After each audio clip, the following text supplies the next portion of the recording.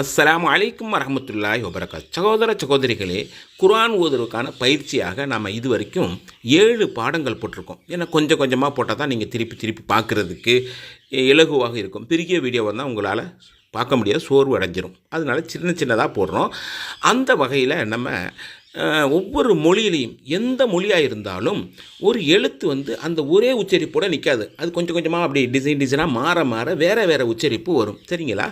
உதாரணத்துக்கு இந்த பாருங்கள், அந்த சிகப்பு கலரு பேக்ரவுண்டில் இருக்கா இல்லையா தமிழில், ப பா பி பி பூ பூ இப்படியே போய் கடைசியில் இப்பு அப்படின்னு முடிஞ்சிடும். சரிங்களா?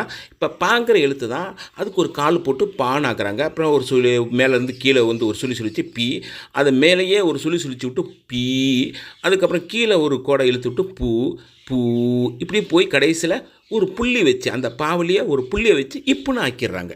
அப்படியே கீழே பாருங்கள், அரபியில் பா கிடையாது, பா தான் இருக்குது. இப்போ தமிழில் பா இருக்கா இல்லையா, அது பாவாவும் பயன்படும், பாவாவும் பயன்படும். பட்டம் அப்படிங்கிறதுக்கு அதே பா தான், பந்து அப்படிங்கிறதுக்கும் அதே பா தான்.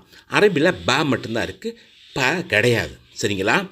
அப்போது அந்த பா எதில் வரும்னா, பேங்கிற எழுத்து, அந்த எழுத்துக்கு மேலே ஒரு கோடு, அதாவது ஜபருன்னு சொல்லுவாங்க. சரிங்களா? பார்க்குறீங்களா இல்லையா? இது பா. இந்த பாவுக்கு பக்கத்திலேயே அது ஒட்டியே இடது பக்கத்தில் ஒரு அலிஃபை சேர்த்து விட்டோம்னா, அலிஃபுங்கிற எழுத்து இருக்கா இல்லையா, முதல் எழுத்து, அதை சேர்த்து விடும்போது அப்படியே அதுதான் துணை எழுத்து.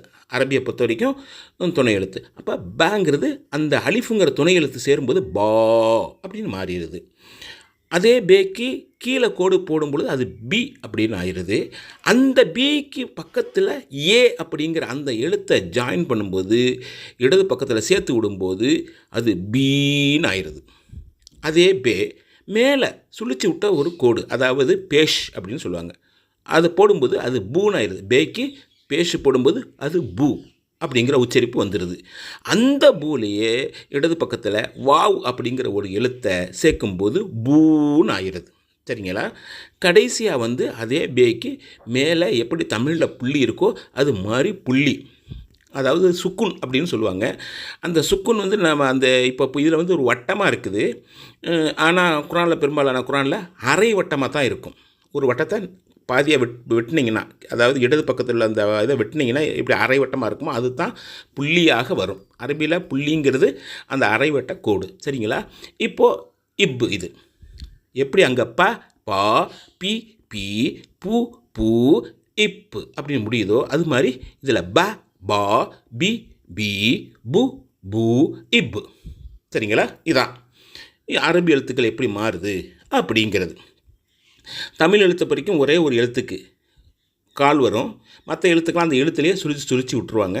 அரபியில் மொத்தம் 3 துணை எழுத்து, அலிஃபு ஏ வாவ், இந்த 3 துணை எழுத்துக்களை கொண்டு என்ன செய்யும், அந்த நீட்டக்கூடிய உச்சரிப்பு வரும். சரிங்களா? இன்னொரு விஷயம் என்னென்னு கேட்டால், தமிழில் ப பா பி பி பூ பூன்னு போட்டோம், அந்த பே பே பை போ போ ஏன் போடலைன்னா அது இங்கே அரபியில் கிடையாது. அதனால அதை விட்டுட்டோம். அங்கே எத்தனை எழுத்து இருக்கோ அதே தான் அரபியில் இருக்குது. அரபியில் வேறு மாதிரி கொஞ்சம் எக்ஸ்ட்ரா இருக்குது. அது இன்ஷா அல்லாஹ் வரக்கூடிய காலத்தில் பார்ப்போம். இப்போ நாம் என்ன செய்கிறோம், ப பா பி பி பூ பூ இந்த பாடமெல்லாம் முடிஞ்சிருச்சு. நீங்கள் பழைய வீடியோக்களை பார்த்துக்குங்க.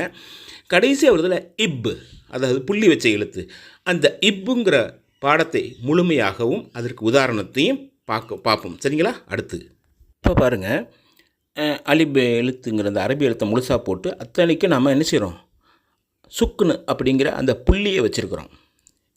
இந்த புள்ளி வைக்கும்போது முதல் எழுத்தான அலிஃபு வராது. அதற்கு பதில் என்ன செய்யும், ஹம்சா அப்படின்னு இருக்கிற அதைத்தான் போடுவாங்க. சில நேரங்களில் நான் சொல்லியிருக்கிறேன், சில நேரங்களில் அலிஃபுக்கு பதில் ஹம்சாவை பயன்படுத்துவாங்க. அலிஃபும் ஹம்சாவும் ஒரே எழுத்து தான் அப்படின்னு முதல் பாடத்தில் சொல்லியிருப்பேன். சரிங்களா? இப்போ இதை எப்படி நம்ம படிக்கணும் அப்படின்னு சொன்னால், இ இப் இத் இஃப் இஜ் இஹ் இஹ் இத் இஸ் இர் இஸ் இஸ் இஷ் இஸ் இல் இத் இல் ய யக் இஃப் இக் இக் இல் இம் இன் இவ் இஹ் இ. சரிங்களா? அந்த வந்த ஹம்சாவை திருப்பியும் போட்டிருக்கோம் அந்த இடத்துல ஃபில் பண்ணுறதுக்காக, ஆனால் தேவையில்லை. சரிங்களா? இப்போது இதுக்கு உதாரணம் கீழே போட்டிருக்கோம். சிகப்பு பேக்ரவுண்டில் இருக்கா இல்லையா அது. அ இம் மா அம்மா. அ இத்தா அத்தா. அ இக்கா அக்கா. அ இன் நா அண்ணா. அ இ யா ஐயா. க இத்தி கத்தி. பு இத்தி புத்தி. து இல்லி துள்ளி. சி இன்ன சின்ன. ந இல்ல நல்ல. அ இல் வா அல்வா. த இம்பி தம்பி. க இம்பி கம்பி அப்படின்னு சொல்கிறோம். நம்ம உதாரணம் கொடுத்துருக்கோம். அதாவது அந்த சுக்குனி எழுத்து வருது, மற்ற எழுத்துக்கள் வருது. அதாவது தமிழ் வழியில் உதாரணம் கொடுக்கணும் அப்படிங்கிறதுக்காக நாம் இப்படி கொடுத்துருக்கோம். சரிங்களா? மேற்படி உங்களுக்கு ஏதேனும் விளக்கம் தேவைன்னா வாட்ஸ்அப்பில் கேளுங்க. அந்த நம்பரை நாம் கொடுக்குறோம். சரிங்களா? அடுத்தடுத்த பாடத்தையும் தொடர்ந்து பாருங்கள். இதற்கு முன்னுள்ள பாடங்களுடைய லிங்க்கையும் இந்த வீடியோவுக்கு கீழே நாம் கொடுக்குறோம். அதையும் பாருங்கள். சரிங்களா?